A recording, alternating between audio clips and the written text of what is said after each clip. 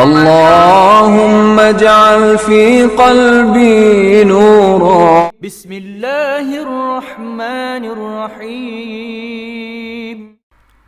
اورنگزیب عالمگیر. شہنشاہ ہند اورنگزیب کی زندگی پر مبنی سچی داستان. شاہ ایران قندھار کو اپنے ملک کا ایک حصہ سمجھتا تھا، اور جب بھی اسے بہتر حالات نظر آتے یا وہ شہنشاہ ہند کو مصائب میں گرفتار دیکھتا تو فوراً لشکر بھیج کر قندھار پر قبضہ کر لیتا. اس بار بھی ایسا ہی ہوا تھا. مغل لشکر کی بلخ سے پسپائی نے شاہ ایران عباس ثانی کو یہ موقع فراہم کر دیا کہ وہ قندھار کو دبا بیٹھے. چنانچہ اس نے ایک عظیم الشان لشکر بھیج کر قندھار کا محاصرہ کر لیا. شاہ جہاں کو خبر ملی تو وہ بہت تلملایا. اس نے دربار خاص منعقد کیا جس میں تمام شہزادے اور وزیر اعظم زاد اللہ خان خصوصیت سے بلوائے گئے تھے. شہنشاہ نے کہا، ایرانی لشکر نے قندھار کا محاصرہ کر لیا ہے. اتنا کہہ کر شہنشاہ نے حاضرین پر نظریں ڈالیں. سب دم بخود کھڑے تھے سوائے اورنگزیب کے، جس کا ہاتھ تو قندھار کا نام سنتے ہی قبضہ شمشیر پر پہنچ گیا تھا. شہنشاہ نے سب کو نظریں جھکائے دیکھا تو بات آگے بڑھائی. ماں بدولت شاہ عباس ثانی کو اس گستاخی کی سزا دینا چاہتے ہیں. اب بھی تمام لوگ بے حس و حرکت کھڑے رہے. شہنشاہ نے بات اور آگے بڑھائی. ہم تم میں سے کسی ایک کو اس مہم کی سپہ سالاری سونپنا چاہتے ہیں. کسی کو بولنے کی ہمت نہ ہوئی. اورنگزیب نے پہلے دارا کو، پھر وزیر اعظم سعد اللہ خان کو دیکھا، پھر مضبوط آواز میں کہا، اگر شہنشاہ معظم یہ اعزاز اس خادم کو عطا فرمائیں تو عین نوازش اور کرم نوازی ہوگی. شہنشاہ کے چہرے پر کسی کے نہ بولنے سے جو ناگوار تاثرات ابھر آئے تھے وہ معدوم ہو گئے اور مسرت کی لکیریں ابھریں. وہ بولا، ہم شہزادہ اورنگزیب کی درخواست کو فیصلہ کرتے وقت ضرور پیش نظر رکھیں گے. کوئی اور بھی اس اعزاز کو حاصل کرنے کا خواہش مند ہے؟ اس بار وزیر اعظم سعد اللہ خان نے زبان کھولی. وہ ادب سے بولا، اگر شہزادے حضور کے بعد اپنی خدمات پیش کرنا گستاخی نہ ہو تو یہ خادم شاہ عباس صفوی سے بدلہ لینے کا خواہش مند ہے. شہنشاہ مسکرایا. ہم سعد اللہ خان کی پیشکش سے خوش ہوئے. ضرورت پڑی تو ان کی خدمت سے بھی فائدہ اٹھایا جائے گا. ہم چاہتے ہیں کہ شاہی لشکر کل شام تک قندھار کی طرف روانہ ہو جائے. ہمارے خیال کے مطابق اس مہم کے لیے کم از کم 50,000 کا لشکر درکار ہوگا. ایک سپہ سالار اعلیٰ کے علاوہ لشکر کے ساتھ کچھ پرانے تجربے کار سردار بھی جائیں گے. لشکر کی روانگی کی تیاری فوراً شروع کر دی جائے. اس مختصر گفتگو کے بعد شہنشاہ نے دربار برخاست کر دیا. پھر پتہ نہیں رات بھر شاہی محل میں کیا کھچڑی پکتی رہی کہ صبح کو اعلان ہوا کہ لشکر کے 2 سپہ سالار ہوں گے، ایک شہزادہ اورنگزیب اور دوسرا وزیر اعظم سعد اللہ خان. ہم پہلے بیان کر چکے ہیں کہ شہزادہ دارا شکوہ باپ کے حواسوں پر چھایا ہوا تھا. ایسا معلوم ہوتا ہے کہ دارا اورنگزیب کی بلخ و بخارا کی مہم سے پریشان ہو گیا تھا. اگرچہ بلخ کی مہم میں شاہی لشکر کو پوری طرح کامیابی نہیں ہوئی تھی، مگر اورنگزیب کی اہلیت سے شہنشاہ نہ صرف خوش تھا بلکہ وہ اورنگزیب کے مستقبل سے بہت پر امید تھا. اس اعلان سے شہزادہ اورنگزیب ذرا بھی ہراساں نہ ہوا. وہ ہمیشہ مشکل راستہ اختیار کرنے کا عادی تھا. اس نے سعد اللہ خان کے جانے پر کسی قسم کا تاثر ظاہر نہ کیا تھا، بلکہ وزیر اعظم سے بے انتہا خوش اخلاقی سے گفتگو کی اور راستے کے تعین پر دیر تک گفتگو کرتا رہا. شہنشاہ نے دونوں سپہ سالاروں کے اختیارات برابر رکھے تھے. شاہی لشکر اگرچہ بہت جلدی روانہ ہوا تھا، لیکن اس وقت ایرانی فوجوں نے قلعہ قندھار پر قبضہ کر لیا تھا. اورنگزیب کو خبر ملی تو اس نے لشکر کو آگے بڑھنے سے روک دیا تھا اور شہنشاہ کے پاس قاصد بھیج کر تازہ احکامات طلب کیے. مگر شہنشاہ نے حکم دیا کہ لشکر قندھار پہنچے اور قلعہ بازیاب کرے. شاہی لشکر نے قندھار پہنچ کر قلعے کا محاصرہ کر لیا. اورنگزیب کے پاس لشکر تو کافی تھا مگر قلعہ شکنی آلات کی کمی تھی. دوسرے یہ کہ موسم سرما شروع ہو گیا تھا. شہنشاہ نے مجبور ہو کر لشکر واپس بلا لیا. اس طرح یہ مہم ناکام ہو گئی. لیکن واپسی کے دوران ایک ایسا واقعہ پیش آیا جس نے اس ناکامی کے غم کو قدرے ہلکا کر دیا. ہوا یہ کہ اورنگزیب کو معلوم ہوا کہ ہیرات سے ایک ایرانی لشکر قندھار پر حملہ کرنے والوں کی مدد کو آ رہا ہے. یہ خبر پاتے ہی اورنگزیب نے اپنے ایک سردار جس کا نام رستم خان تھا 7,000 لشکر دے کر حکم دیا کہ ہیراتی لشکر کو راستے میں روک کر اس کی اچھی طرح مزاج پرسی کی جائے. رستم خان حکم پاتے ہی ہیراتی لشکر کا راستہ روکنے چل پڑا۔ جب رستم خان کا ہیراتی لشکر کا سامنا ہوا تو اسے معلوم ہوا کہ اس کے 7,000 کے مقابلے میں دشمن کی تعداد 30,000 سے زیادہ ہے، مگر شیر دل رستم خان نے 4 گنا سے زیادہ لشکر پر اس قدر سخت حملہ کیا کہ وہ گھبرا گیا۔ جنگ دوپہر کو شروع ہوئی اور شام تک جاری رہی، مگر اندھیرا ہونے سے پہلے ہی رستم خان نے اتنے بڑے لشکر کو میدان سے مار بھگایا۔ اس طرح قندھار کی ناکامی کا غم کچھ ہلکا ہو گیا تھا۔ قندھار کی دوسری اور تیسری مہم کی تفصیلات بیان کرنے کی ضرورت نہیں، اس لیے کہ دوسری مہم میں اورنگزیب کو اگرچہ لشکر دے کر قندھار بھیجا گیا تھا، مگر دارا نے باپ سے کہہ کر اورنگزیب کے تمام اختیارات سلب کر لیے تھے۔ وہ قندھار کے مورچے پر تنکا ہلانے کا بھی مجاز نہ تھا۔ بادشاہ نے اسے حکم دیا کہ وہ ہر ہفتے میدان جنگ کی رپورٹ بھیجا کرے اور اسے بس اس کام تک محدود کر دیا گیا تھا۔ پھر بادشاہ خود کابل میں جا کر بیٹھ گیا اور وہاں بیٹھ کر قندھار کی محاذ کی کمان کرتا رہا۔ قندھار میں پورے اختیارات سعداللہ خان کے پاس تھے۔ وہ اگرچہ ایک دور درویش سردار تھا، مگر جنگ کی حکمت عملی میں اسے مہارت حاصل نہ تھی۔ دوسری طرف دارا باپ کے ذریعے محاذ پر ایسے احکامات بھجواتا رہتا جس سے شاہی لشکر کی شکست اور واپسی یقینی ہو گئی۔ دارا کی مراد پوری ہوئی اور اس نے اس ناکامی کا پورا الزام اورنگزیب پر تھوپ دیا، مگر مورخین نے ان تمام الزاموں کو رد کر دیا اور شکست کا سبب خود شہنشاہ شاہ جہاں کو ٹھہرایا۔ قندھار پر تیسری مہم کی ذمہ داری خود دارا نے بادشاہ سے ضد کر کے حاصل کی تھی۔ وہ دراصل اورنگزیب کو یہ دکھانا چاہتا تھا کہ اورنگزیب 2 حملوں میں ناکام رہا اور اس نے ایک ہی حملے میں قندھار واپس لے لیا، مگر اس کی یہ آرزو بھی پوری نہ ہوئی۔ قندھار کے محاذ پر وہ ایسا بے بس ہوا کہ فقیروں اور جعلی پنڈتوں کو خوشامد کرنا پڑی۔ ان بہروپیوں نے دارا کو کئی بار فتح کی نوید سنائی، مگر وہ سب فریب تھا۔ آخرکار دارا قندھار سے منہ پیٹتا ہوا واپس آ گیا، مگر یہ عجیب بات تھی کہ شہنشاہ کے دل میں دارا کی حماقت کی وجہ سے ذرا بھی میل نہ آیا تھا۔ دارا نے اپنی شکست کا بدلہ بھی اورنگزیب سے ہی لیا تھا۔ شہنشاہ نے کابل سے واپس ہوتے ہوئے راستے ہی میں اورنگزیب کو حکم دیا کہ اس کی آگرہ میں ضرورت نہیں، اس لیے وہ فوراً دکن کی گورنری پر واپس چلا جائے۔ دارا کو یہ خطرہ تھا کہ اگر اورنگزیب آگرہ میں ٹھہر گیا تو وہ شہنشاہ کو اس کے خلاف نہ کر دے۔ اورنگزیب نے دکن کی گورنری پر قناعت کی اور بغیر عذر دکن روانہ ہو گیا۔ قناعت کا یہ مطلب نہیں کہ اورنگزیب نے ترقی کے تمام دروازے اپنے اوپر بند کر لیے، بلکہ اس نے حالات سے سمجھوتا کیا اور باپ کو ناراض کیے بغیر دکن واپس ہوا تھا۔ اس وقت دکن کے حالات بہت خراب ہو گئی تھی۔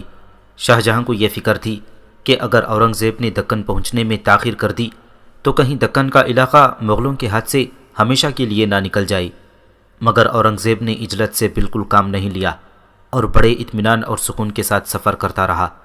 اپنے سفر کے دوران اورنگزیب باپ کو ہر ہفتے ایک تفصیلی خط لکھتا تھا جس میں سفر کے حالات اور موسموں تک کا حال درج ہوتا تھا۔ جب وہ گوراہ پہنچا تو اس نے بادشاہ کو اطلاع دی کہ جاڑا شروع ہو چکا ہے اور میں لحاف اوڑھ کر سوتا ہوں۔ اورنگزیب کے یہ تمام خطوط رقاعت عالمگیری میں دیکھے جا سکتے ہیں۔ ان خطوط کے پڑھنے سے اس بات کا اندازہ ہوتا ہے کہ اورنگزیب پر بڑے بھائی دارا شکوہ اور باپ شاہ جہاں کا جو خوف بچپن میں طاری تھا، آہستہ آہستہ وہ دور ہوتا جا رہا تھا اور اس میں خود اعتمادی کا جذبہ بڑی تیزی سے پیدا ہو رہا تھا۔ اس نے باپ کو سفر کے آغاز میں جو خطوط لکھے اس میں یہ امید ظاہر کرتا رہا کہ وہ دکن میں پہنچ کر حالات کو درست کرنے کی پوری کوشش کرے گا، مگر جب وہ برہان پور پہنچا تو اس نے شاہ جہاں کو لکھا، میں جیسے ہی پایاں گھاٹ کے حالات درست کر لوں گا اس وقت دولت آباد روانہ ہو جاؤں گا۔ مگر شاہ جہاں کے بے حد اصرار کے باوجود وہ برہان پور میں 9 ماہ تک ٹھہرا رہا اور جب تک پایاں گھاٹ کے بندوبست کو اس نے درست نہ کر لیا وہ آگے نہ بڑھا۔ اس لیے یہ اندازہ لگانا مشکل نہیں کہ اس میں خود اعتمادی کا جذبہ اس قدر عود کر آیا تھا کہ اپنا ہر فیصلہ اب خود کرنا چاہتا تھا۔ برہان پور کے قیام کے دوران باپ بیٹوں میں جو خط و کتابت ہوئی اس میں اورنگزیب نے باپ کے ایک آدھ حکم کو ضرور ٹال دیا، مگر دونوں میں کوئی خاص کشیدگی پیدا نہ ہوئی تھی۔ اورنگزیب کا فسانہ عشق پڑھ کر یہ یقین نہیں آتا کہ یہ ایک ایسے شخص کی داستان محبت ہے جو ایک زاہد خشک کے نام سے مشہور ہے، اور جو امر و نواہی کا اس قدر پابند تھا کہ گھوڑے کی پیٹھ پر بھی نماز پڑھ لیا کرتا تھا، مگر اس تاریخی واقعے کو جھٹلایا نہیں جا سکتا۔ اس داستان عشق سے اس بات کا بھی اظہار ہوتا ہے کہ اورنگزیب کے آہنی سینے میں کوئی آہنی دل نہیں تھا، بلکہ اس سینے میں ہمارے اور آپ کے جیسا ایک دھڑکتا اور دردمند دل موجود تھا۔ یہ واقعہ اگرچہ بعض اصحاب کے ذوق سلیم پر گراں گزرے گا، مگر حقیقت سے انکار تو نہیں کیا جا سکتا، جبکہ اس کے راوی خان حمید الدین خان ہیں، جو اورنگزیب عالمگیر کے وکیل اور پرائیویٹ سیکرٹری کے عہدے پر تمام عمر فائز رہے۔ انہوں نے اپنی مرتب کردہ کتاب احکام عالمگیری میں اس واقعے کو تفصیل سے لکھا ہے، جس کا نام ہے چنانکہ رفندوانی۔ چنانچہ ہم اس دلچسپ پر لطف اور عجیب داستان کو کچھ حمید الدین کی زبانی اور کچھ اپنی زبانی درج کر رہے ہیں۔ زین آبادی، جس کا اصلی نام ہیرا بائی تھا، وہ برہان پور کے ایک محلے یا قصبے کی رہنے والی تھی اور بعد میں زین آبادی کے نام سے مشہور ہوئی۔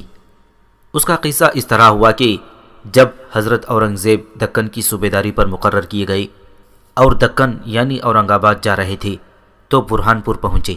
وہاں کا صوبیدار سیف خان تھا، جس کی شادی اورنگزیب کی خالہ صالحہ بانو دختر آصف خان سے ہوئی تھی۔ حضرت اورنگزیب اپنے خالو کے گھر ملنے کے لیے گئے کہ خالو نے ان کی دعوت کی تھی۔ چونکہ یہ گھر ان کی خالہ کا تھا، اس لیے محل کی عورتوں نے پردے کا کچھ زیادہ اہتمام نہیں کیا تھا۔ حضرت اورنگزیب بھی بے تکلف اور بغیر اطلاع کے خالہ کے محل میں داخل ہو گئے۔ اس وقت ہیرا بائی یعنی زین آبادی ایک درخت کے نیچے کھڑی تھی اور داہنے ہاتھ سے درخت کی شاخ پکڑے ایک عالم بے خودی میں دھیمے سروں میں ایک نغمہ بکھیر رہی تھی۔ ہیرا بائی کی پشت اورنگزیب کی طرف تھی، اس لیے اسے ان کے آنے کی مطلق خبر نہ ہو سکی اور وہ بدستور گنگناتی اور گاتی رہی۔ اورنگزیب نے ہیرا بائی کا پورا رخ زیبا نہ دیکھا تھا، مگر ایک ہی رخ دیکھنے پر اس کے حسن کے تمام زاویے شہزادے پر روشن ہو گئی۔ متضاد یہ کہ ہیرا بائی کے سروں کی لہکار اور اس کے اس طرح کھڑے ہونے کا انداز، ان سب باتوں نے مل کر شہزادے اورنگزیب پر کچھ ایسا جادو کیا کہ وہ اپنے ہوش و حواس کھو بیٹھے اور دل تھام کر رہ گئے۔ حمید الدین کے بیان کے مطابق شہزادے بے ہوش ہو گئے اور انہیں بہت دیر بعد ہوش آیا۔ ظاہر ہے کہ جب شہزادے پر اتنی بڑی افتاد پڑی تو سیف خان کے محل میں کھلبلی مچ گئی ہوگی۔ شہزادے کی خالہ پر کیا بیتی ہوگی، سب سے بڑھ کر یہ کہ اس غارت ہوش و فروز زین آبادی کو جب معلوم ہوا ہوگا کہ شہنشاہ ہند کا بیٹا اور دکن کا نائب سلطنت اس کے اس قدر قرب میں موجود ہے تو وہ کیسی گھبرائی، لجائی اور دم بخود رہ گئی ہوگی۔ اس وقت تک زین آبادی کو یہ معلوم نہیں ہوا تھا کہ شہزادے پر گزر جانے والی اس قیامت کی ذمہ دار وہ خود ہے، اس لیے اس سلسلے میں تو اس نے کوئی تاثر ظاہر نہ کیا ہوگا۔ پھر اسی شہزادے کی موجودگی نے اسے گھبرا کر رکھ دیا ہوگا۔ پس شہزادے کی زمین پر گرتے ہی یا بے ہوش ہوتے ہی کنیزوں میں یہ بات پھیل گئی ہوگی اور کسی کنیز نے دوڑ کر شہزادے کی خالہ کو مطلع کیا ہوگا۔ صوبیدار رانی جی، پائیں باغ میں ایک جوان رانا بے ہوش پڑا ہوا ہے۔ وضع قطع اور لباس سے وہ کوئی امیر زادہ بلکہ شہزادہ معلوم ہوتا ہے۔ اور صوبیدار نے یہ خبر پاتے ہی بے تحاشا بھاگتی ہوئی باغ میں پہنچی ہوں گی، پر جب انہوں نے اپنے بھانجے اورنگزیب کو فرش خاکی پر بے سود پڑا دیکھا ہوگا تو کیا ان کا دل دھک سے نہ رہ گیا ہوگا؟ بالکل ایسا ہی ہوا ہوگا، مگر جب صوبیدارنی کو اس کی اطلاع ملی تو ان کا دل دھک سے نہیں ہوا تھا، بلکہ ان کا چہرہ غصے سے سرخ ہوا تھا۔ انہیں شہزادے کا تو خیال ہی نہ تھا، ان کی سمجھ میں صرف یہ آیا کہ کوئی مرد ان کے محل میں گھس آیا تھا جسے لونڈی غلاموں نے مار مار کر بے ہوش کر دیا ہے۔ انہیں اس بات پر اتنا غصہ آیا کہ جھلا کے اٹھی، تیز تیز قدموں سے پائن باغ کی طرف چلی۔ اب کیفیت یہ تھی کہ آگے آگے صوبیدارنی اور ان کے پیچھے کنیزوں کی ایک لمبی قطار۔ مختصر یہ کہ شہزادے کی خالہ غصے میں بھری اور پیر پٹکتی اس درخت کے پاس پہنچی جس کے قریب اورنگزیب بے ہوشی یا نیم بے ہوشی کی عالم میں پڑے تھے۔ اب شہزادے پر نظر پڑتے ہی خالہ کا دل دھک سے رہ گیا ہوگا اور پیروں تلے سے زمین نکل گئی۔ یہاں یہ قیاس کرنا کچھ غلط نہ ہوگا کہ صوبیدارنی کے ساتھ آنے والیوں میں وہ بت تفاز ضرور ہوگی جس نے شہزادے کا یہ حال بنایا تھا۔ ملاحظہ ہو اس منظر کو حمید الدین خان مصنف احکام عالمگیری کیسے مزے سے بیان کرتے ہیں۔ یہ خبر خالہ کو پہنچی، وہ ننگے پاؤں دوڑتی ہوئی آئیں اور شہزادے کو سینے سے لگا کر، درست یہ معلوم ہوتا ہے کہ شہزادے کا سر اپنے زانوں پر رکھ کر، اس لیے کہ وہ بے ہوش تھی، گریہ وزاری کرنے لگیں۔ کچھ دیر بعد شہزادی کو ہوش آیا۔ خالہ نے بھانجی کو ہوش میں آتے دیکھا اور لہک کر بولیں، میں شہزادے بیٹے پر صدقے واری، کیا ہو گیا تھا میرے بیٹے کو؟ کس ظالم کی نظر لگ گئی؟ آنے کی اطلاع تو کرا دی ہوتی بیٹے۔ خالہ نے اور بھی بہت کچھ کہا، مگر شہزادے کی طرف سے کوئی جواب نہ ملا تو پریشان ہو گئیں۔ دعوت اور مہمانداری کی تمام خوشی خاک میں مل گئی اور محل پر ایک ماتم اور سوگواری کی کیفیت طاری ہو گئی۔ خالہ کنیزوں کی مدد سے شہزادے کو باغ سے اپنی خوابگاہ میں لائیں۔ انہوں نے اورنگزیب کے سر پر ہاتھ رکھ کر سہلانا اور دبانا شروع کر دیا۔ کنیزیں شہزادے کے ہاتھ پیروں کی طرف جھک پڑیں۔ خالہ بولی، اے خان صاحب کو اطلاع کر دو، طبیب کو بلواؤ۔ طبیب کے نام پر شہزادے نے آنکھیں گھمائی اور خالہ کو اس طرح دیکھا جیسے منع کر رہے ہوں۔ شہزادے کے انکار پر خالہ نے گھر کی دوائیوں کی طرف توجہ کی۔ ایک بوتل شربت مفروح دل و دماغ خوابگاہ میں رکھی ہوئی تھی۔ بوتل منگوا کر تھوڑا شربت گلاس میں انڈیلا، مگر شہزادے نے منہ نہ کھولا۔ خالہ بیچاری ہولائی اور بوکھلائی کبھی اس کمرے میں کبھی اس کمرے میں بھاگتی رہیں اور بڑبڑاتی رہیں، کبھی خود کو کوستی، کبھی خان صاحب کو برا بھلا کہتی کہ آدھی رات ہونے کو آئی، مگر خان صاحب پتہ نہیں کس رنگین محفل میں جمع ہوئے ہیں کہ گھر یاد ہی نہیں آیا۔ آدھی شب گزرنے کے بعد شہزادے نے خاموشی کا قفل توڑا، خالہ کو ادب سے سلام کیا اور مسحری کے سہارے ٹیک لگا کر بیٹھے۔ خالہ نے ہزاروں لاکھوں دعائیں دے ڈالیں، پھر رازدارانہ انداز میں دریافت کیا، شہزادے بیٹے، تمہیں میری جان کی قسم سچ بتانا، کہیں خالو جان سے کچھ کہنا سنی تو نہیں ہوئی؟ ضرور ایسا ہی ہوا ہوگا، وہ تو ہیں ہی ایسے، نہ چھوٹے کا خیال نہ بڑے کا لحاظ، جو منہ میں آتا ہے بک جاتے ہیں۔ ضرور انہوں نے کوئی ایسی بات کہی ہوگی جو میرے شہزادے بیٹے کے دل کو لگی اور ان کی یہ حالت ہوئی ہے۔ نہیں خالہ جان، آخر شہزادے نے زبان کھولی، ایسی کوئی بات نہیں، میرا سامنا خالو جان سے ابھی نہیں ہوا۔ پھر آخر کیا ہوا ہے؟ کوئی بات تو ہوئی ہوگی جو تمہاری یہ حالت ہوئی۔ خالہ جان کو فکر دامنگیر ہوئی۔ بہن کا بیٹا، باپ ہند کا شہنشاہ تھا اور نانا وزیر اعظم، خدا نخواستہ شہزادی کو کچھ ہو گیا تو لینے کے دینے پڑ جائیں گے۔ خالہ کا اس خیال سے ہی جی لرزنے لگا تھا۔ خالہ جان، بات تو کچھ ضرور ہوئی ہے، اورنگزیب نے چھپاتے ہوئے کہا، مگر کہنے سے کچھ فائدہ نہیں۔ اے بیٹے، کیا کہہ رہے ہو؟ خالہ بولی، تمہارے لیے تو میں اپنی کھال کے جوتے بھی بنوا سکتی ہوں، ضرورت پڑی تو جان بھی دے دوں گی، تم کہہ کے تو دیکھ بیٹے۔ خالہ جان نے بڑے زور دے کر اور حوصلے سے کہا، مگر شہزادے نے پھر بھی انکار کیا۔ نہیں خالہ جان، آپ میرے مرض کا علاج نہیں کر سکتی، پھر میں بتا کے کیا کروں گا آپ کو؟ اے بیٹے، تجھے میری جان کی قسم تو بتا کے تو دیکھ، آسمان سے تارے نہ توڑ لاؤں تو میرا نام صالحہ بیگم نہیں۔ صالحہ خالہ نے سینہ تان کر اور ہاتھ گھما کر کہا، اچھا خالہ بتاتا ہوں۔ شہزادے بہادر نرم پڑ گئے، مگر یہ جان لیجئے کہ آپ کے بس میں میرا علاج نہیں، میری زبان بھی خالی جائے گی۔ نہیں بیٹے، تیری بات خالی نہیں جا سکتی، میں جان پر کھیل کر جاؤں گی اور تیری زبان رکھوں گی۔ تو پھر مجھے تخلیہ چاہیے۔ شہزادے نے آخر بتانے پر اپنی آمادگی ظاہر کر دی۔ خالہ نے فوراً کنیزوں کو اشارہ کیا اور وہ تمام کی تمام سمٹ کر خوابگاہ کے دروازے کی طرف چلی گئیں۔ پتہ نہیں شہزادے اورنگزیب نے صالحہ خالہ کے سامنے اس ہوشربا منظر کی تصویر کس طرح کھینچی کہ خالہ خود تصویر بن کے رہ گئیں۔ ان کی رنگت زرد پڑ گئی، چہرہ فق ہو گیا اور وہ ہکا بکا رہ گئیں۔ حمید الدین اسے اس طرح بیان کرتے ہیں، یہ بات سنتے ہی خالہ کے ہوش اڑ گئے، زبان گویا بند ہو کے رہ گئی کہ کیا جواب دیں۔ کچھ دیر انتظار کے بعد اورنگزیب نے فرمایا، آپ نے خواہ مخواہ میرا حال دریافت کرنے میں اتنی شفقت کا اظہار کیا، اب آپ پر خاموشی طاری ہو گئی ہے۔ آپ نے تو میری بات سن کے خاموشی اختیار کر لی، آپ میرا علاج کیا کریں گی؟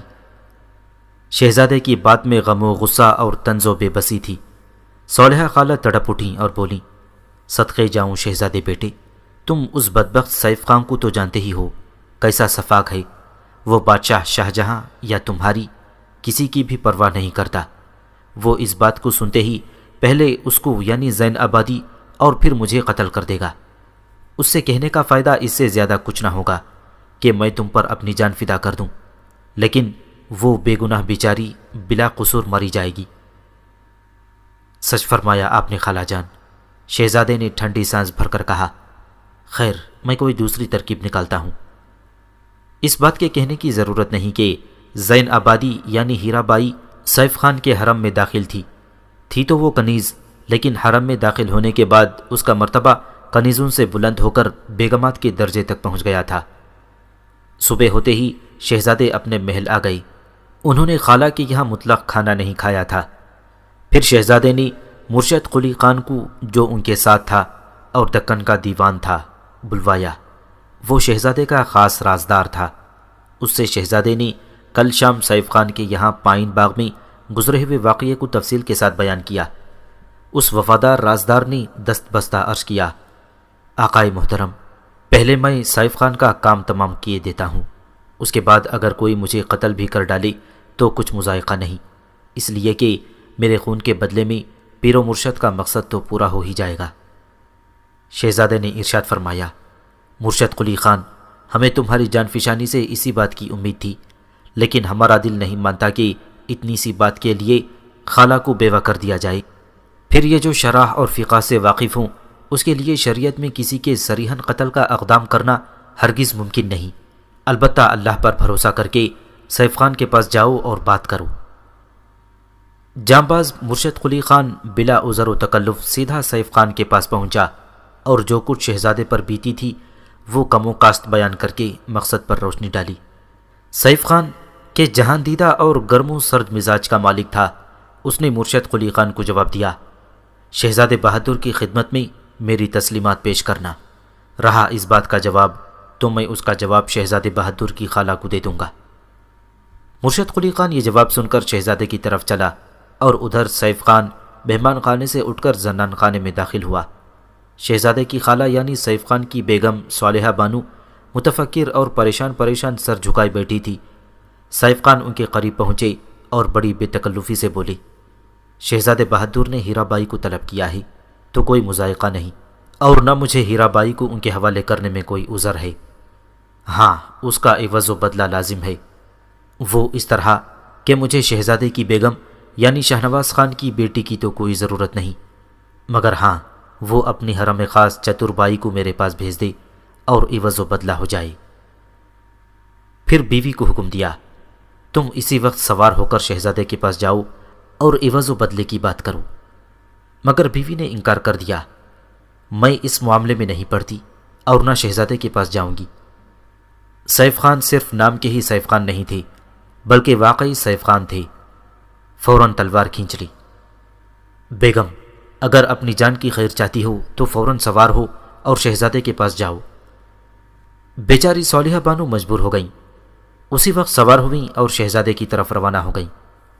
ادھر شہزادے بہادر عشق کا تیر کھائے سینہ دبائی خالہ کا انتظار کر رہے تھے کہ دیکھیے خالہ آتی ہیں یا کسی قاصد کے ذریعے کوئی پیغام بھیجتی ہیں۔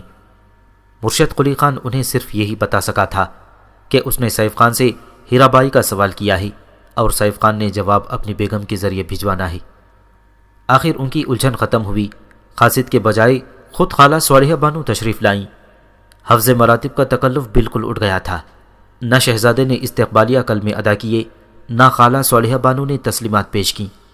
صالحہ بانو نے سیدھے الفاظ میں شہزادے سے کہا، شہزادے بیٹے، تمہارا خالو ہیرا بائی کے بدلے میں چتر بائی کو طلب کرتا ہے۔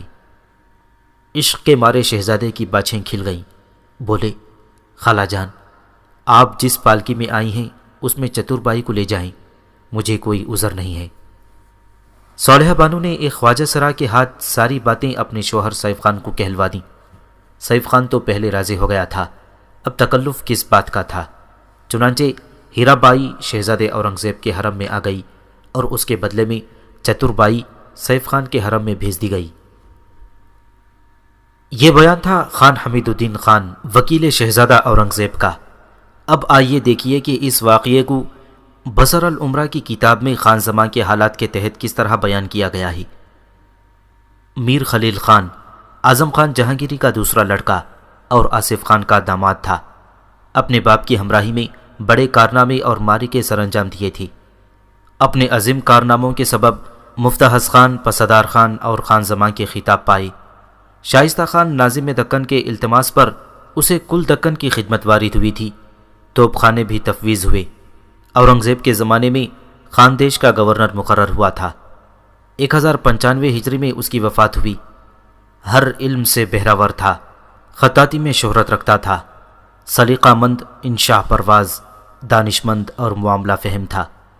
فن موسیقی میں مہارت تمام رکھتا تھا۔ کاروبار سلطنت میں ہمیشہ منہمک رہنے کے ساتھ شیفتہ راگ و رنگ بھی تھا۔ پری چہراگان خوش آواز اور مغنیات اشوا ساز محل میں رہتی تھیں۔ مشہور زین آبادی جو اورنگزیب خلد آشیاں کے ایام شہزادگی سے محبوبہ اور مرغوبہ تھی، اس زمرے میں شامل ہے، بلکہ کہتے ہیں کہ خان زمان کی مدخولہ ہے۔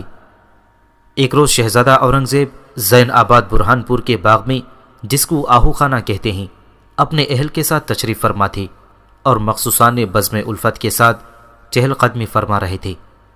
زین آبادی نغمہ سنجی میں ہوشربا اور شیوا دلری سے یکتا تھی۔ وہ خان زمان کی اہلیہ محترمہ کے ساتھ جو شہزادے کی خالہ ہوتی تھیں، آئی اور سیر کرنے کے دوران آموں سے لدے ہوئے درخت کو دیکھ کر بغیر شہزادے کا پاس ادب کیے نہایت شوقی اور دل ربائی سے اچھل کر ایک آم توڑ لیا۔ اس انداز نے کہ جو سراپا انداز دل بری اور دل ربائی تھا، شہزادے پر خود فراموشی طاری کر دی اور ہوش و پارسائی کا دامن ہاتھ سے چھوٹ گیا۔ شہزادے نے اپنی خالہ مکرمہ سے بہت اصرار اور سماجت کر کے حاصل کیا، اور تمام زہد و تقوی کے باوجود اس کے دل دادا اور شیفتہ ہو گئے، اور شراب کا پیالہ خود اپنے ہاتھ سے بھر بھر کر دیتے تھے۔ کہتے ہیں کہ ایک روز اس نے بھی قدح شراب بھر کے شہزادے کے ہاتھ میں دیا اور پینے پر اصرار کیا۔ ہر چند انہوں نے عجز و نیاز سے کام لیا، لیکن اس ظالم نے ایک نہ سنی۔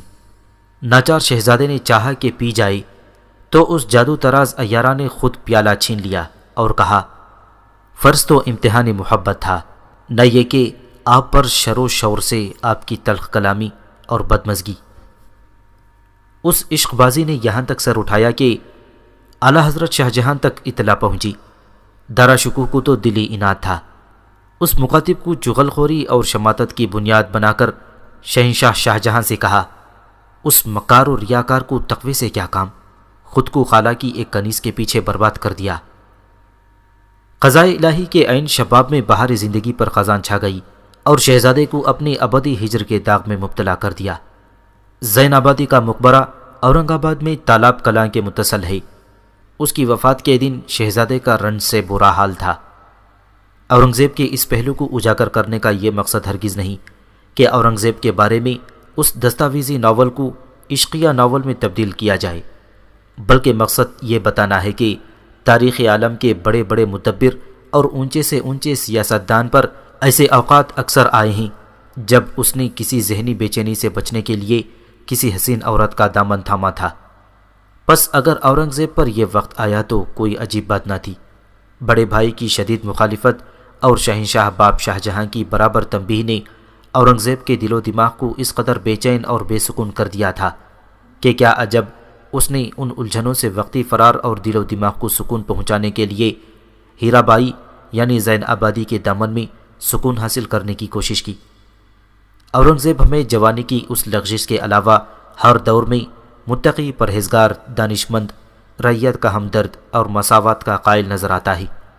اس کے تخت شاہی پر بیٹھنے اور شاہی لباس پہننے کے باوجود اپنی ذاتی زندگی گزارنے کے لیے قرآن حکیم کی کتابت اور ٹوپیوں کی تیاری اس کے کردار کا ایک انتہائی اہم حصہ ہیں، جو اسے تمام مغل شہنشاہوں سے منفرد اور اعلیٰ ثابت کرنے کے لیے کافی ہیں۔ اورنگزیب 10 سال کے بعد دکن بھیجا گیا تھا۔ وہاں کے انتظامی امور اور اقتصادی حالات اس قدر بگڑ چکے تھے جن کا 1-2 سال میں درست ہونا کسی طرح ممکن نہ تھا۔ اس سلسلے میں اورنگزیب نے دکن کے آمد و خرچ میں توازن پیدا کرنے کے لیے بادشاہ کو چند جاگیریں ضبط کرنے کا مشورہ دیا، مگر شاہ جہاں نے اسے قبول نہ کیا۔ آخر اورنگزیب نے دکن کے حالات کو ایک چیلنج سمجھ کر خود انہیں درست کرنے کا فیصلہ کر لیا تھا۔ خوش قسمتی سے انہیں مرشد قلی خان جیسا دیانتدار اور ماہر مالیات کا تعاون حاصل ہوا۔ یہ وہی مرشد قلی خان ہے جس نے ہیرا بائی کے معاملے میں سیف خان کو راستے سے ہٹانے کے لیے اپنی خدمات پیش کی تھیں۔ مرشد قلی خان کے بارے میں بیان کیا جاتا ہے کہ وہ سپاہی پیشہ ور ترکوں میں سے تھے۔ انہوں نے قندھار کی سپردگی کے وقت مغلوں کی ملازمت اختیار کی تھی اور مختلف خدمات انجام دینے کے بعد دکن کے دیوان بنائے گئے تھے۔ اورنگزیب ان سے بہت خوش تھا اور اس نے انہیں خان کا خطاب دلوایا تھا۔ اورنگزیب نے جس وقت اصلاحات کا آغاز کیا تو دکن میں کوئی صحیح بندوبست رائج نہ تھا، نہ زمین کی پیمائش کی گئی تھی اور نہ کوئی مالیہ کا مستقل طریقہ تھا۔ اورنگزیب نے اس کام پر مرشد قلی خان کو لگایا۔ اس نے سب سے پہلے غیر آباد دیہاتوں کو آباد کرنے پر توجہ دی۔ کاشتکار مسلسل جنگوں سے تنگ آ کر اپنے گھر بار چھوڑ گئے تھے۔ مرشد قلی خان نے انہیں ڈھونڈا اور ان کے گھروں میں لا کر آباد کیا، پھر زمین کی پیمائش کی اور لگان زمین کی ساخت کے مطابق لگایا۔ ہر گاؤں میں مقدم مقرر ہوئے۔ مرشد قلی خان کی اصلاحات کا اثر پورے دکن پر پڑا۔ چند سال بعد دیہات آباد ہو گئی، ملک کی زرعی حالات بدل گئی اور ہر طرف ہریالی ہی ہریالی دکھائی دینے لگی۔ اورنگزیب کے زمانے میں مرشد قلی خان کی کوششوں سے 1 روپیے میں 2.5 من گندم اور 3.5 من باجرہ اور مکئی خریدی جا سکتی تھی، اور گھی 1 روپیے میں 4 سیر ملتا تھا۔ نظم و نسق کو درست کرنے کے لیے اورنگزیب نے جگہ جگہ اپنے اعتماد کے آدمی مقرر کیے۔ سپاہیوں کی تنخواہیں کم کر دی گئی تھیں۔ اورنگزیب نے باپ سے سفارش کر کے ان میں اضافہ کرا لیا تھا۔ بعض چھوٹے جاگیردار جو وفادار اور کام کے آدمی تھے ان کی جاگیروں میں اضافہ کیا، اور وہ جاگیردار جو حکومت کا کوئی کام نہیں کرتے تھے بلکہ حکومت پر بوجھ بنے ہوئے تھے ان کی جاگیریں باپ کے حکم سے ضبط کر لیں۔ اس طرح اورنگزیب کی خوش سلوکی کی وجہ سے دکن کا نظم و نسق درست ہو گیا۔ اورنگزیب نے اگرچہ دکن کے اقتصادی اور انتظامی معاملات بہت جلد درست کر لیے تھے، مگر ایسا معلوم ہوتا ہے کہ شاہجہاں اس سے پھر بھی خوش نہ تھا۔ اورنگزیب اسے باقاعدگی اور با ادب انداز میں خط بھیجتا تھا اور اسے دکن کے حالت سے باخبر رکھتا تھا، مگر شاہجہاں اپنے ہر خط میں اورنگزیب کو کوئی ایسی چبھتی ہوئی لکھ دیتا تھا جس سے اورنگزیب کا مزاج برہم ہو جاتا، پر وہ پھر بھی ضبط کر جایا کرتا تھا۔ یہ کتنی معمولی سی بات تھی کہ اورنگزیب سال کے سال شاہجہاں کو اس کے پسند کے آم بھیجا کرتا تھا۔ جس درخت کے آم شہنشاہ کو بہت پسند تھے اس کی تمام شاخیں سوائے ایک کے آندھی سے ٹوٹ کر گر گئی تھیں، چنانچہ آم کم ہوتے تھے۔ اس نے بادشاہ کو کیفیت سے آگاہ بھی کر دیا تھا۔ اس کے باوجود اس نے اورنگزیب کو لکھ بھیجا کہ اس نے بادشاہ پسند آم بھیجنے پر زیادہ توجہ نہیں دی، اس لیے بادشاہ کی طرف سے ایک آدمی مقرر کیا جاتا ہے جو اپنی نگرانی میں آم تڑوا کر بادشاہ کو بھیجا کرے گا۔ یہ کتنی معمولی سی بات تھی، مگر بادشاہ نے بات کا بتنگڑ بنا دیا تھا۔ اسی طرح ایک بار شاہجہاں سے شکایت کی گئی کہ اورنگزیب نے اچھی اچھی جاگیریں خود رکھ لی ہیں اور خراب جاگیریں دوسروں میں تقسیم کی ہیں، نیز اس نے 40 لاکھ دام زیادہ وصول کر لیے ہیں۔ اورنگزیب نے اچھی جاگیر خود حاصل کرنے کی تردید کی اور 40 لاکھ دام کے سلسلے میں یہ وضاحت کی کہ یہ رقم اس جاگیر سے حاصل ہوئی ہے جو بادشاہ نے اورنگزیب کو اس کے دکن پہنچنے سے پہلے عطا کر دی تھی۔ اس سلسلے میں اورنگزیب نے دبے الفاظ اور مہذب انداز میں شکوہ کیا تھا کہ یہ تعجب کی بات ہے۔ دیوان نے حضور عالی سے بات عرض نہیں کی، بلکہ دستور اعظم کا بادشاہ کو اس بات سے آگاہ نہ کرنا بڑا تعجب خیز ہے، اس لیے کہ ان کا حافظہ بہت تیز ہے۔ یہ بھی ہو سکتا ہے کہ انہیں بادشاہ کے سامنے ایسی باتیں پیش کرنے کا حوصلہ نہ ہوا ہو۔ یہ دبے ہوئے شکوے نے بادشاہ کا دل تو صاف کیا ہوگا، مگر انہوں نے خط کے ذریعے اورنگزیب کو اس بارے میں کچھ نہ لکھا۔ اصل بات یہ تھی کہ دارا شکوہ اتنی دور بیٹھ کر بھی اورنگزیب کو چین نہ لینے دیتا تھا اور اسے بادشاہ کی نظروں میں گرانے کے لیے کوشاں رہتے تھے۔ اورنگزیب نے مذہبی اختلافات سے بلند ہو کر دکن کے بعض زمینداروں اور ریاستوں پر حملے کیے۔ ان حملوں اور فتوحات میں کبھی اورنگزیب کی مرضی شامل ہوتی تھی اور کبھی شاہی فرمان کے تحت اسے حملہ اور قبضہ کرنا پڑتا تھا۔ جب دکن کی کسی ریاست پر حملے کا حکم بادشاہ کی طرف سے نازل ہوتا تو وہ پہلے اپنے طور پر اس ریاست کے بارے میں غور کرتا۔ اگر حملہ مناسب نہ ہوتا تو وہ باپ کو خط لکھ کر اس کی مدلل مخالفت کرتا۔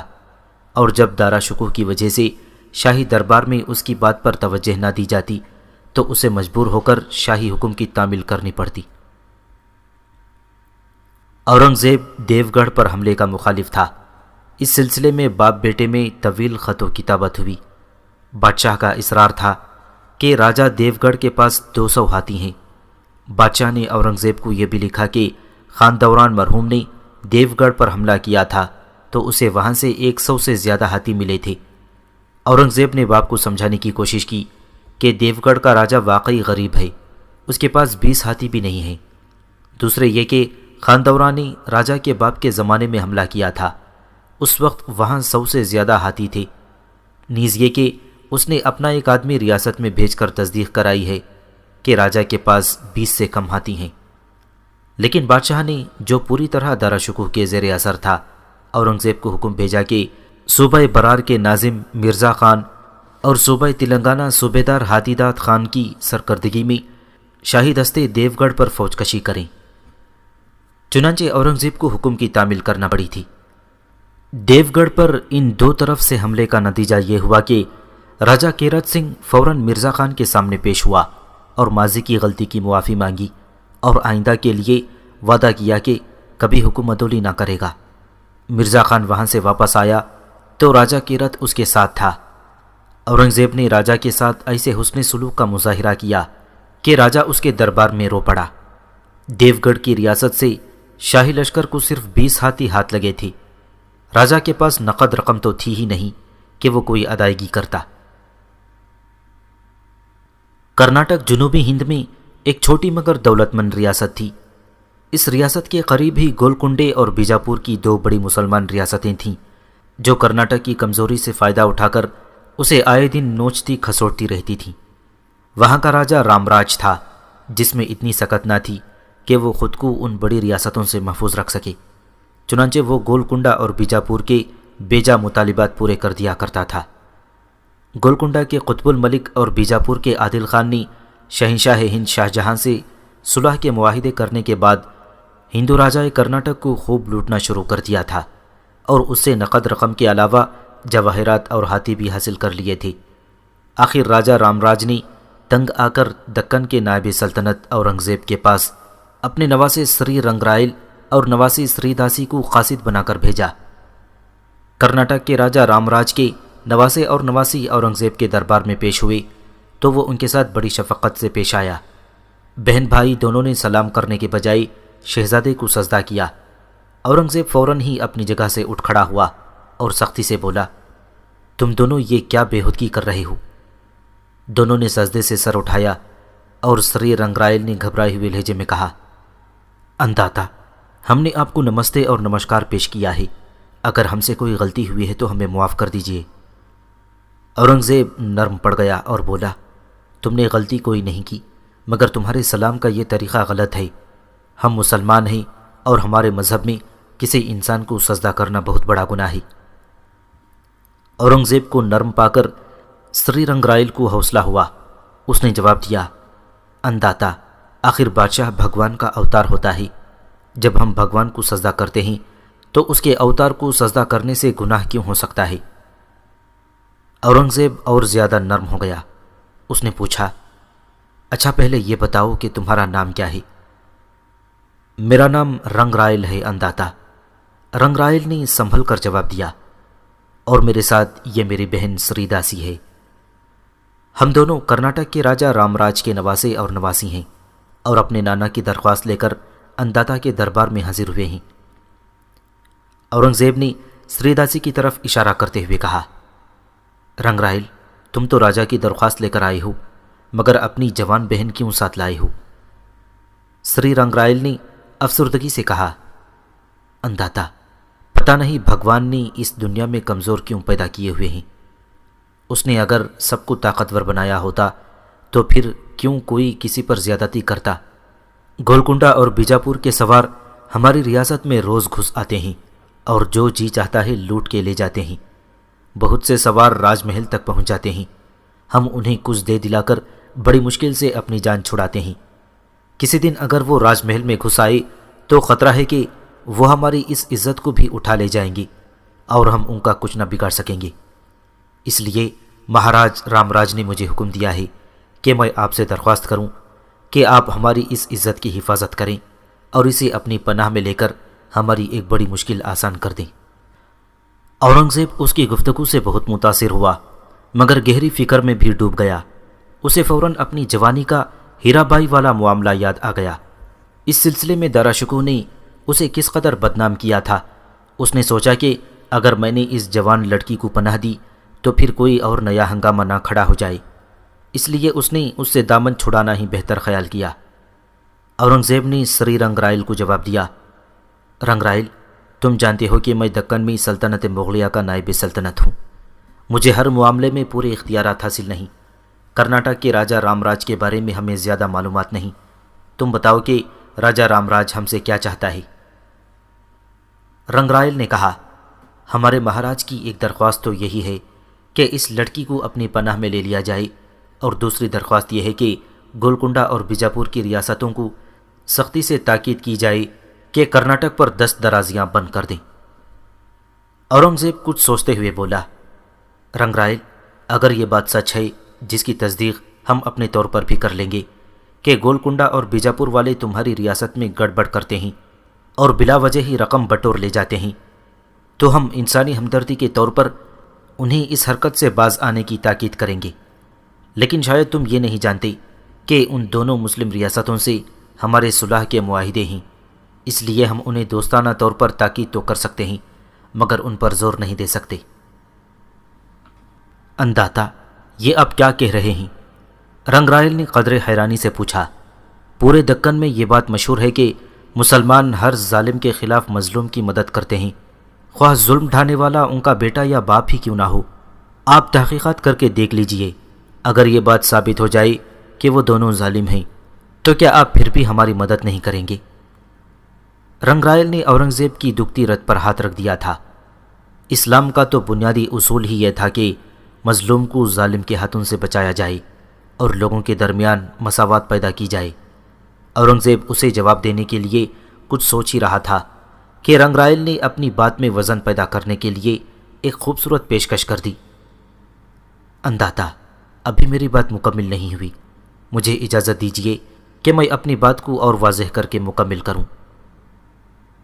ٹھیک ہے، تم جو کچھ کہنا چاہتے ہو کہہ ڈالو، اورنگزیب نے بڑی نرمی سے کہا۔ تم مغل شہنشاہ کے دربار میں ظالموں کے خلاف فریاد لے کر آئے ہو، اور میں دکن میں مغل سلطنت کا نائب اور نمائندہ ہوں، اس لیے تمہاری تمام باتیں سنوں گا اور شہنشاہ سے سفارش کروں گا کہ کرناٹک کے معاملے میں ہمدردانہ غور فرمایا جائے۔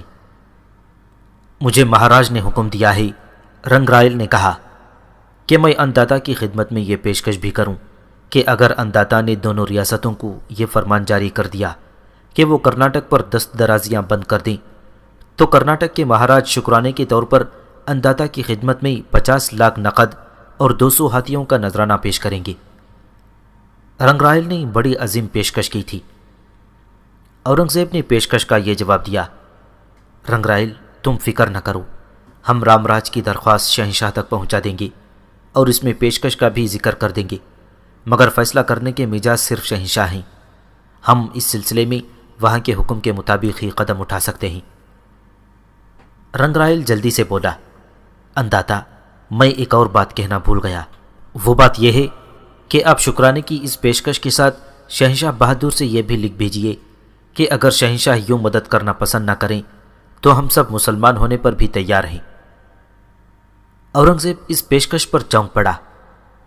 تم بالکل بے فکر رہو، اورنگزیب نے اسے اطمینان دلایا، ہمارا خیال ہے کہ شہنشاہ تمہاری مدد ضرور کریں گے۔ پھر میرے لیے کیا حکم ہے انداتا؟ رنگرائل نے دریافت کیا۔ اورنگزیب نے اسے زیادہ مطمئن کرنے کے لیے کہا، ہم شہنشاہ کو تمہارے مہاراج کی درخواست بھیج رہے ہیں، وہاں سے جواب آنے تک تم ہمارے مہمان رہو گے۔ کیا میرے ساتھ میری بہن بھی رہ سکتی ہے؟ رنگرائل نے پوچھا۔ یہ تمہاری مرضی پر منحصر ہے، اورنگزیب نے کہا۔ تم بہن کو ساتھ بھی رکھ سکتے ہو، یا پھر ہم اسے کسی ایسے امیر کی حویلی میں بھیج سکتے ہیں جہاں خواتین موجود ہوں اور اسے تنہائی محسوس نہ ہو۔ انداتا، اگر ایسا ہو جائے تو بہت اچھا ہے۔ رنگرائل فوراً مان گیا۔ یہاں سری داسی ضرور گھبرائے گی، مگر دوسری بیگمات کے ساتھ اسے تنہائی محسوس نہ ہوگی۔ اورنگزیب نے دربار میں عمرا اور سرداروں پر نظر ڈالی، پھر ایک جگہ نظریں روک کر بولا، امیر عبد المعبود، کیا تم یہ پسند کرو گے کہ کرناٹک کی راجکماری کو چند دن اپنے گھر پر بطور مہمان رکھ لو؟ بصر و چشم، عبد المعبود نے خوش دلی سے کہا، میں راجکماری کی مہمان نوازی کو اپنے لیے فخر سمجھوں گا۔ میری لڑکیاں اور گھر کی دوسری خواتین راجکماری کو شاہی مہمان کا درجہ دیں گی۔ اورنگزیب کو راجہ کرناٹک سے ہمدردی ہو گئی تھی، اس لیے اس نے راجہ کے نواسے سری رنگرائل کو شاہی مہمان خانے میں بھجوا دیا اور اس کی بہن سری داسی کو امیر عبد المعبود کے ساتھ اس کے گھر بھیج دیا کہ جب تک کرناٹک کا کوئی فیصلہ نہیں ہوتا بہن بھائی اورنگزیب کی پناہ میں رہیں گی۔ پھر شہزادے اورنگزیب نے شہنشاہ ہند کو ایک تفصیلی خط لکھا اور بڑے پرجوش الفاظ میں راجہ کرناٹک کی مدد کی سفارش کی۔ بادشاہ کو یہ بھی اطلاع دی کہ راجہ کی خواہش ہے کہ اگر شہنشاہ اس کی مدد پر متوجہ ہو جائیں کہ راجہ شکرانے کے طور پر 50 لاکھ نقد اور 200 ہاتھی حضور شاہی میں پیش کرے گا، نیز یہ کہ اگر شہنشاہ یوں مدد پسند نہ فرمائیں تو وہ مسلمان ہونے کو تیار ہیں۔ یہاں اس بات کی وضاحت ضروری ہے کہ بعض تاریخی روایتوں کے مطابق راجہ کرناٹک نے جو درخواست شہزادے اورنگزیب سے کی تھی اسے لے کر راجہ کا ایک معتمد آیا تھا، جبکہ ایک جگہ یہ بھی ہے کہ درخواست لانے والا راجہ کرناٹک کا نواسا تھا جس کے ساتھ اس کی بہن آئی تھی، مگر شہنشاہ شاہجہاں کو داراشکوہ اپنے ہاتھ پر لیے ہوئے تھا۔ وہ نہیں چاہتے تھے کہ اورنگزیب کی پوزیشن دکن میں مضبوط ہو، اس لیے اس نے شہنشاہ سے اورنگزیب کو حکم بھجوا دیا کہ اس سلسلے میں راجہ کرناٹک سے مزید گفتگو کی ضرورت نہیں ہے۔ شہزادہ اورنگزیب اپنی عمر کے ساتھ ساتھ مذہبی امور کی طرف زیادہ جھکتا جا رہا تھا، چنانچہ مشہور ہے کہ جو مذہب بادشاہ کا ہوتا ہے وہ رعایا کا ہوتا ہے۔ اورنگزیب کے مذہبی جھکاؤ کو دیکھ کر اس کے تمام عمرہ دوسرے متعلقین بھی مذہب کی طرف دل سے یا پھر مصلحتاً متوجہ ہو گئے تھے۔ عبد المعبود شہزادے کا بہت زیادہ اعتماد کا آدمی تھا، شاید اسی لیے وہ نماز کا اس قدر پابند تھا کہ اذان کی آواز بلند ہوتے ہی وہ کام چھوڑ کر اٹھ کھڑا ہوتا، ایک نظر اپنے آقا اورنگزیب پر ڈالتا، پھر سیدھا ہو کر مسجد کی سمت لمبے لمبے ڈگ بھرنے لگتا۔ شہزادہ اگر ضروری کام میں مصروف نہ ہوتا تو عبد المعبود کے دیکھتے ہی اس کے ساتھ چل پڑتا یا پھر اسے اشارہ کر دیتا کہ وہ مسجد میں چلے اور وہ فوراً آ جائے گا۔ عبد المعبود کا گھرانہ بھی اسی کی وجہ سے نمازی ہو گیا تھا۔ اس کی بیوی اور 2 جوان لڑکیاں سب کے سب نمازی تھے۔ ان کے صرف ایک لڑکا تھا، عبد الودود، دیکھنے میں اچھا خاصا جوان، مگر طبیعت کچھ عجیب سی پائی تھی۔ گھر میں رہتا تو پھر ہفتوں گھر میں ہی رہتا، اور کسی دن گھر سے نکلے تو اس طرح جیسے جنگ پر جا رہے ہیں، کمر میں تلوار، شانے پر تیر کمان اور سر پر آڑی پگڑی۔ عبد الودود اپنی پگڑی کے کناروں پر سرخ رنگ کی ایک پٹی ٹکواتا تھا جو جھالر کی طرح اس کی پیشانی اور کانوں پر جھولتی رہتی تھی۔ عبد الودود کو ایک خوبصورت اور وجیحہ جوان کہا جا سکتا تھا، مگر لاابالی طبیعت نے اسے کچھ سے کچھ بنا دیا تھا۔ آج 1 ہفتہ بعد وہ گھر واپس آیا تھا، مگر گھر میں داخل ہوتے ہی جیسے اس کے قدم کسی نے روک لیے، اس پر سختہ سا طاری ہو گیا۔ وہ گھر میں داخل ہوا تو حسب معمول تھا اور شاید مسکراتا بھی رہا تھا۔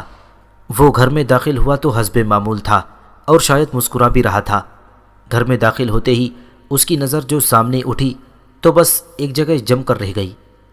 دراصل یہ 2 نظروں کا ٹکراؤ تھا، نظریں بھی جوان۔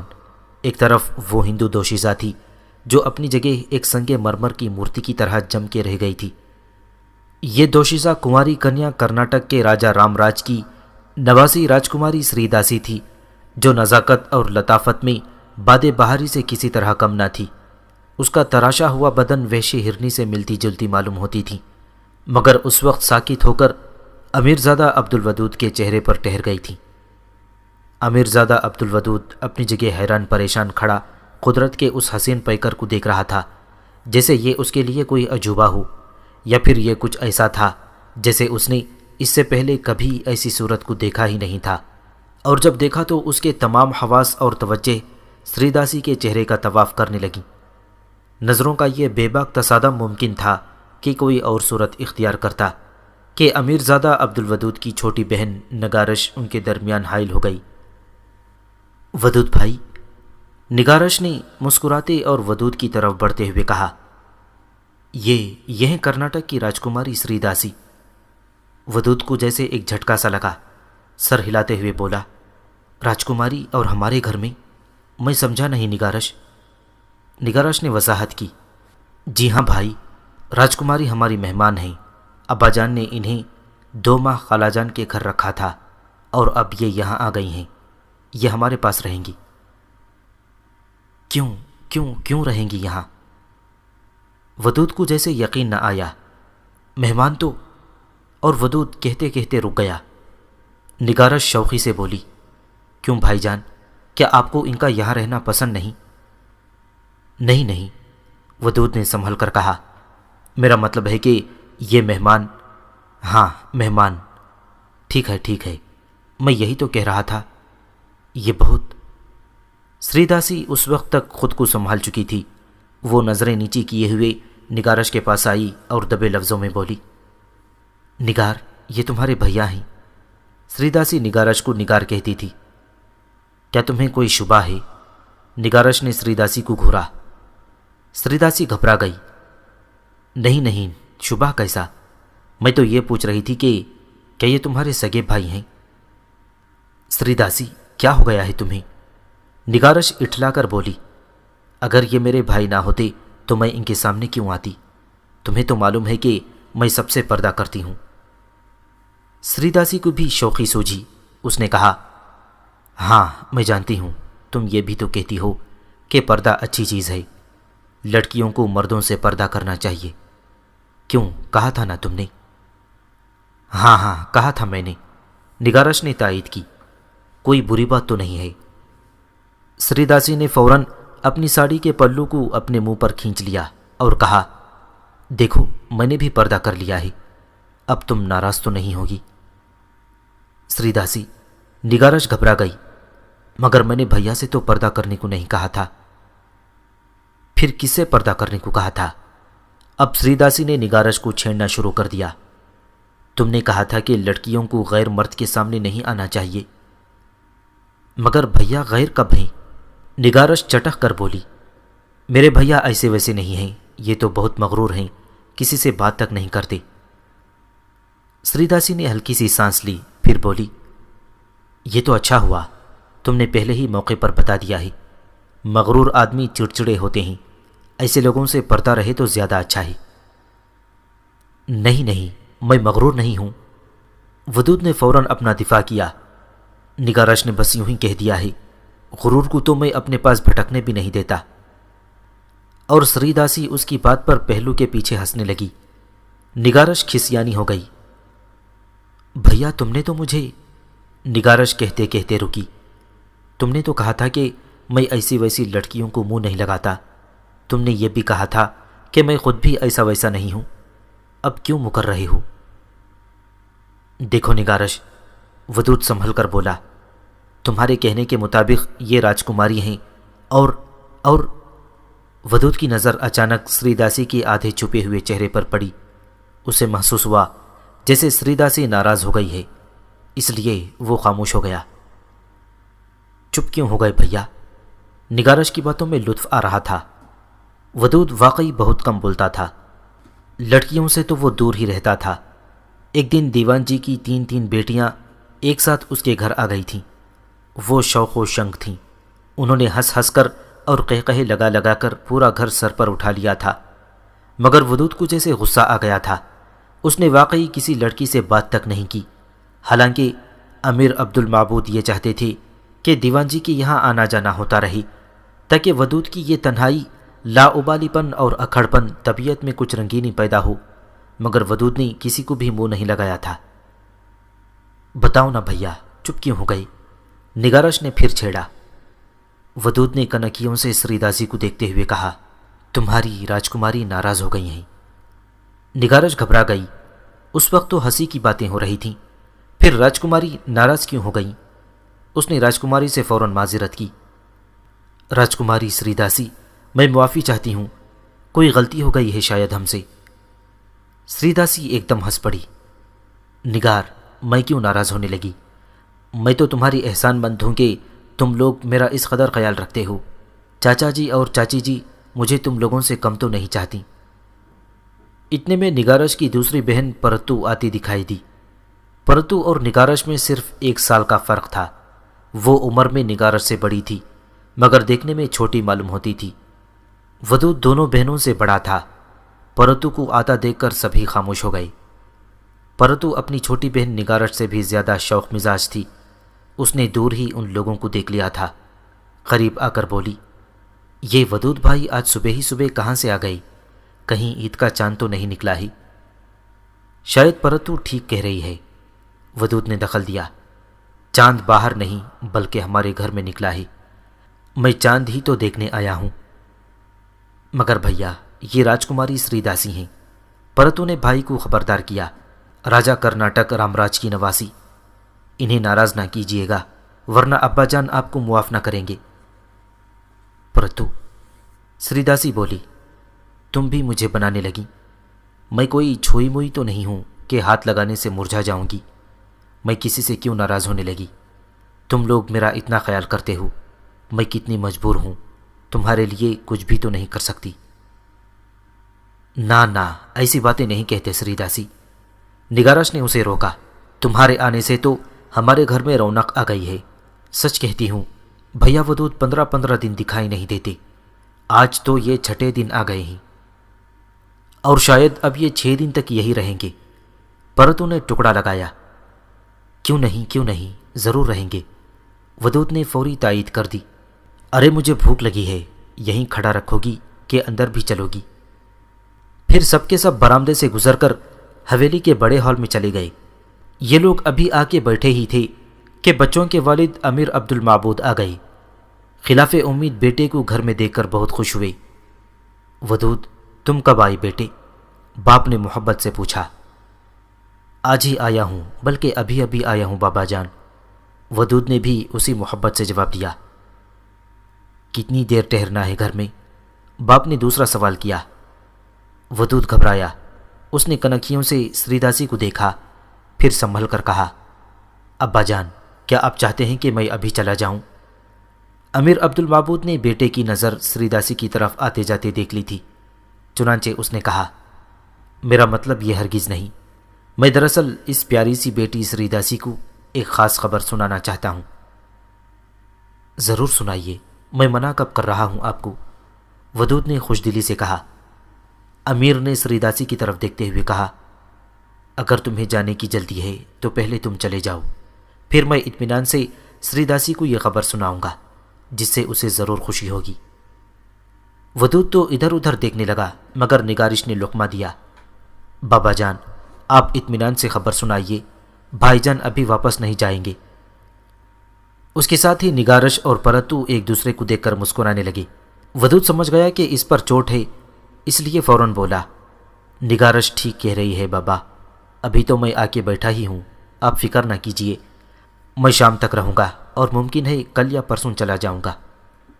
امیر عبد المعبود نے پہلو بدلتے ہوئے کہا، اچھا بھائی، راجکماری سری داسی تمہارے لیے یہ خوشخبری ہے کہ اب سلطان قطب الملک شاہ کی شامت آ گئی ہے۔ راجکماری سری داسی نے اپنے بھاری بھاری پلکیں جھپکائیں، پھر امیر عبد المعبود کو دیکھا مگر زبان سے کچھ نہ بولی۔ ہاں تو میں کہہ رہا تھا قطب شاہ کی اب شامت آ گئی ہے، اس نے میر جملہ سے جھگڑا مول لے لیا ہے۔ امیر عبد المعبود نے خود ہی کہنا شروع کر دیا، آج دربار میں میر جملہ کا قاصد آیا تھا، اس نے شہزادے بہادر سے فوراً گفتگو کی درخواست کی اور شہزادے نے اس سے نصف گھنٹے سے زیادہ باتیں کی۔ بابا یہ میر جملہ کون ہے؟ ودود نے اچانک سوال کیا۔ امیر نے برا سا منہ بنایا اور بولا، بیٹے آپ ملک کے حالات پر نظر رکھیں تو آپ کو معلوم ہو کہ میر جملہ کون ہے۔ بہرحال اس وقت یہی سمجھو کہ میر جملہ ایک ایسی بلا ہے کہ جسے وہ چمٹ جائے اس کا خون تک چوس لیتی ہے۔ ابھی تفصیل تو نہیں معلوم ہوئی، بس اتنا سننے میں آیا ہے کہ میر جملہ اور قطب شاہ میں چل گئی ہے اور میر جملہ نے شہزادے بہادر سے مدد کی درخواست کی ہے۔ یہ کہہ کر امیر عبد المعبود باہر چلے گئے اور یہ لوگ پھر آپس میں باتیں کرنے لگے۔